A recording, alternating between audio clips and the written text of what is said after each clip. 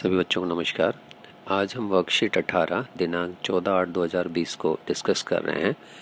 इसके अंदर आज हम मोलर द्रव्यमान के बारे में बात करेंगे कि मोलर द्रव्यमान क्या होता है और ये किस तरह से आणविक द्रव्यमान से भिन्न होता है। ठीक है, तो जैसे कि हमने अभी तक देखा है कि किसी भी एक पदार्थ की मात्रा उसके द्रव्यमान की अपेक्षा उसके अणुओं अथवा परमाणुओं की संख्या पर के आधार पर जानना अधिक सुविधाजनक है। हमने ये भी देखा है पीछे कि किसी भी पदार्थ की जब हम बात करते हैं तो उसके अंदर कितने अणु हैं, कितने परमाणु हैं, ये ज़्यादा मायने रखता है। तो इस मात्रा को मोल द्वारा दर्शाया जाता है और इसी प्रकार एक मोलर पदार्थ के द्रव्यमान को मोलर द्रव्यमान कहा जाता है। जब किसी भी पदार्थ के अंदर दिए गए अणु और परमाणुओं को जब एक मोल में दर्शा रहे हैं तो उनका जो द्रव्यमान होता है उसको मोलर द्रव्यमान कहा जाता है, जो उसके सापेक्ष परमाणु एवं अणु द्रव्यमानों के बराबर होता है कि किसके अंदर उसके कितने उसके परमाणु हैं और कितने अणु हैं। इसमें केवल संख्यात्मक मान के साथ इकाई के स्थान पर जी ली जाती है। ठीक है ना, बस ये इतना सा ध्यान रखना है आपको कि जो हम मोलिकुलर आणविक द्रव्यमान में यू लगाते हैं उसकी जगह जी लग जाएगा। बाकी सभी चीज़ें सेम होती हैं, उसको निकालने का तरीका भी सेम होता है और हम ये कह देते हैं कि एक मोल पदार्थ का इतना मोलर द्रव्यमान है। तो इसको परिभाषित कैसे कर सकते हैं कि किसी भी पदार्थ के एक मोल कणों का द्रव्यमान मोलर द्रव्यमान कहलाता है, जो उस पदार्थ के आणविक द्रव्यमान के बराबर होगा। ठीक है, इसमें हमें ध्यान क्या रखना है, जैसे अभी हमने बात की थी कि आणविक द्रव्यमान जो है ग्राम में होता है। ठीक है, और इस एक मोल पदार्थ कणों का द्रव्यमान जो है कणों के आणविक द्रव्यमान ग्राम में जो है उसके बराबर होता है। इसलिए जो है हम मोलर द्रव्यमान में जो है जी लगाते हैं। किसी विशिष्ट पदार्थ के एक मोल में द्रव्यमान हमेशा निश्चित होता है, ये भी ध्यान में रखना है। एक जो हमने पिछले वर्कशीट में डिस्कस किया था फॉर्मूला, वो अभी आपका इसके अंदर आ गया है कि अगर आपको मोलों की संख्या निकालनी है, n निकालना है, तो आपको जो है दिया गया द्रव्यमान छोटा m और उसका जो है मोलर द्रव्यमान कितना होगा, ये फॉर्मूला आपका इसमें इस्तेमाल होगा। जैसे कि उदाहरण के लिए अगर हम देखें कि हमें जल का मोलर द्रव्यमान निकालना है। अब जल जो है अगर उसका आणविक द्रव्यमान निकालें तो कितना होगा, 2 इंटू एच का द्रव्यमान। ठीक है, एच जो है इसके अंदर आपका एक अणु है और 1 इंटू ओ का द्रव्यमान जो परमाणु है, तो ये हमारा कितना है 18 यू। इसी को अगर हम मोलर द्रव्यमान लिखेंगे तो 18 जी लिख देंगे। तो ध्यान रखना कि सिर्फ मोलर द्रव्यमान और आणविक द्रव्यमान में इस यूनिट का फ़र्क है, यहाँ पे यू लिखना है तो यहाँ पे जी लिखना है। अब प्रश्न क्या है कि जल का मोलर द्रव्यमान है 36, उसमें कितने मोलों की संख्या होगी।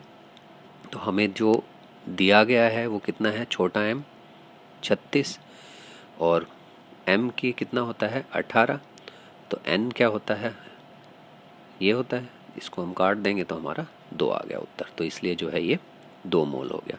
इसी तरह से जो है 88 ग्राम कार्बन डाइऑक्साइड के अणुओं की संख्या में कितने अणु हैं वो बताने हैं। तो अणु बताने के लिए पहले हम उसके मोल निकालेंगे। तो कार्बन डाइऑक्साइड का मोलर द्रव्यमान है 44 ग्राम, दिया गया द्रव्यमान है 88, तो 88 को 44 से कर देंगे।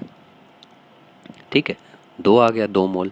और एक मोल में कितने होते हैं ये, तो उसको हमने 2 से जब गुणा किया तो हमारा आ गया ये कि कितने उसके अंदर अणुओं की संख्या है। ठीक है ना, अब इसी के आधार पे हमारे प्रश्न उत्तर हैं जिनको हमने बताना है। सबसे पहला मोलर द्रव्यमान किसे कहते हैं, तो वो आप यहाँ से देख सकते हो। किसी भी पदार्थ में एक मोल के कणों के द्रव्यमान मोलर द्रव्यमान कहलाता है, जो उस पदार्थ के आणविक द्रव्यमान के समान या बराबर होता है। दूसरा क्वेश्चन है कि 5 मोल नाइट्रोजन गैस का द्रव्यमान ज्ञात करना है। ठीक है ना, अब 5 मोल नाइट्रोजन गैस के अंदर अगर आप द्रव्यमान ज्ञात करोगे तो आपको फॉर्मूला तो यही इस्तेमाल करना है। करना क्या है, सिर्फ इसमें आपको करना क्या है, m निकालना है। तो m बराबर n इंटू कैपिटल M।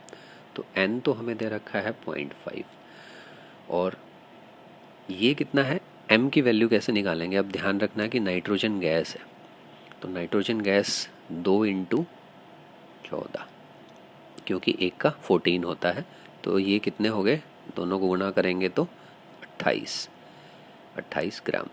तो यहाँ पे 28 लिख दोगे, जब इनको गुणा करोगे तो ये आ जाएगा 14 ग्राम। ठीक है ना।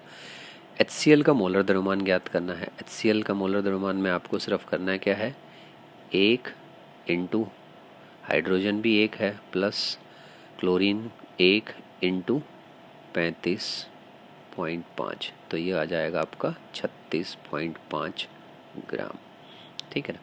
अब 48 ग्राम हीलियम में मोलों की संख्या का परिकलन करना है। हमें दिया गया है छोटा m जो है वो कितना दिया गया है 48, और हीलियम का अपना मोलर कितना होता है 4। ठीक है, तो इसको जो हम इससे करेंगे तो 12, तो ये हो गया आपका मोलों की संख्या इसके अंदर N12। ठीक है ना, ये आपका फॉर्मूला जो हम अभी बात कर रहे थे उसी में। C2H6 में मोलर द्रव्यमान की परिकल्पना करनी है। तो C2H6 C कितने हैं 2, तो 2 इंटू 12 प्लस H6, तो H कितने हैं 6 इंटू 1, तो ये हो गया आपका 24 प्लस 6, तो ये हो गया आपका 30।